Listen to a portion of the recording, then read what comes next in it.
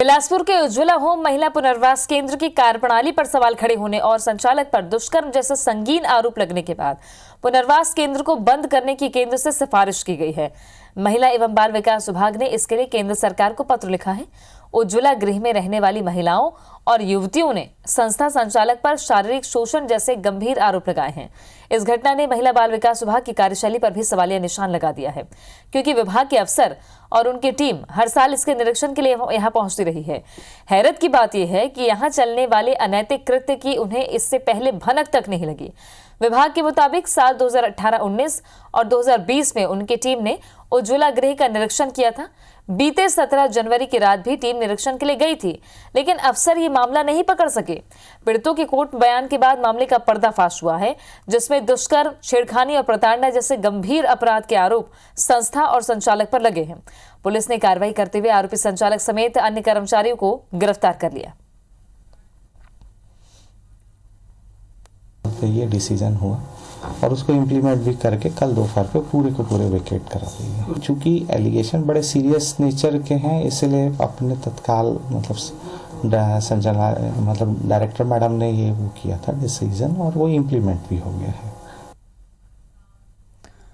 तो ये बेहद संगीन मामला सामने आया बिलासपुर से, और अभी किस तरह की कार्रवाई चल रही है बताएंगे हमारे सहयोगी जितेंद्र थवाई जुड़ गए हैं बिलासपुर से। जितेंद्र, उज्ज्वला संस्था में कब से ये खेल चल रहा था, इसकी पूरी पड़ताल पहले क्यों नहीं की गई, जबकि राज्य सरकार की तरफ से निरीक्षण के लिए समय समय पर टीम जाया करती थी? निश्चित तौर पर सबसे बड़ी बात यह है कि जिस महिला उज्ज्वला सुरक्षात्मक महिला पुनर्वास केंद्र जिसका नाम है, सुरक्षात्मक इसमें केवल जुड़ा हुआ है, लेकिन यहीं पर अगर बात करें तो सुरक्षा से खिलवाड़ हो रहा था, क्योंकि पुनर्वास केंद्र में जो महिलाएं युवतियां रहने वाली थी उनके साथ अनैतिक कृत्य हो रहे थे, मारपीट किया जाता था, उनको प्रताड़ित किया जाता था। और पूरे घटनाक्रम की अगर बात करें तो 17 जनवरी को इस पूरे मामले की यहाँ पर शुरुआत हुई थी, जब मामले का यहाँ पर पर्दाफाश, मामले से जो पर्दा उठना था वो शुरू होना यहाँ पर शुरू हुआ था, क्योंकि 17 जनवरी को एक महिला पुनर्वास केंद्र पहुंची थी, जिसके परिजन उसको लेने पहुंचे थे। और इसी दौरान जब परिजन महिला पुनर्वास केंद्र पहुंचे थे, यहाँ पर फिर जो अन्य महिलाएं हैं, युवतियां हैं, इन्होंने जो संस्था संचालक है, संस्था पर गंभीर आरोप लगाए थे, जिसके बाद विवाद की स्थिति भी बनी थी। और जो परिजन थे उन्होंने महिला के सहित जो अन्य वहां पर जो युवता थी उनको भी वहां से छुड़ा दिया था, जिसके बाद ये जो पूरा मामला था ये थाने पहुंचा था। महिलाएं थाने पहुंची थी और महिलाओं ने थाने में ही यहाँ पर जो संस्था के संचालक है, संस्था के जो अन्य कर्मचारी हैं, उनके ऊपर दुष्कर्म, मारपीट और प्रताड़ना के आरोप लगाए थे। लेकिन तब पुलिस ने केवल पीड़िताओं का जो बयान दर्ज किया था, उस समय तब मामूली धाराओं के तहत यहाँ पर मामला दर्ज किया गया था।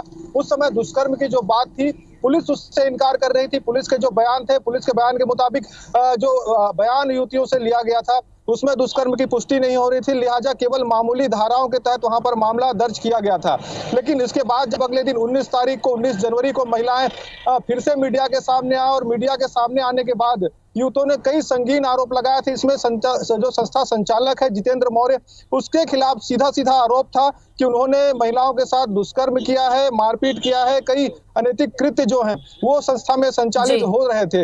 हालांकि इसके बाद जो पीड़िता जो थे वो आईजी के पास पहुंचे थे, और आईजी से भी उन्होंने न्याय की गुहार लगाई थी, जिसके बाद पुलिस ने 20 तारीख को 164 के तहत न्यायालय में पीड़िता जो है उनका बयान यहाँ पर दर्ज कराया था। और कोर्ट में फिर जब इस बात की दोबारा जो पीड़ित पक्ष है उन्होंने पुष्टि की कि उनके साथ संस्था में अनैतिक कृत्य होते थे, उन्हें प्रताड़ित किया जाता था, उसके बाद पुलिस एक्शन में आती है और पुलिस संस्था संचालक के खिलाफ दुष्कर्म का मामला दर्ज करती है। इसके साथ ही जो 3 अन्य कर्मचारी हैं उनको भी यहाँ पर पुलिस गिरफ्तार करती है।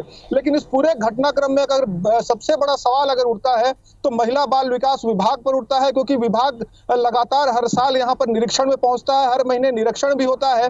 लेकिन इससे पहले भी जितने निरीक्षण हुए ऐसी बात सामने नहीं आई, और विभाग को ये पता नहीं चल सके कि इस तरह के अनैतिक कृत्य जो हैं वो महिला पुनर्वास केंद्र में घट रहे हैं। तो एक बड़ा सवाल यहाँ पर महिला पुनर्वास केंद्र के ऊपर लगा है। इसके साथ ही जो महिला बाल, जाहिर तौर पर महिला बाल विकास और सरकार पैरवी तो कर रही है इस बात की कि लगातार वहां पर बंद किए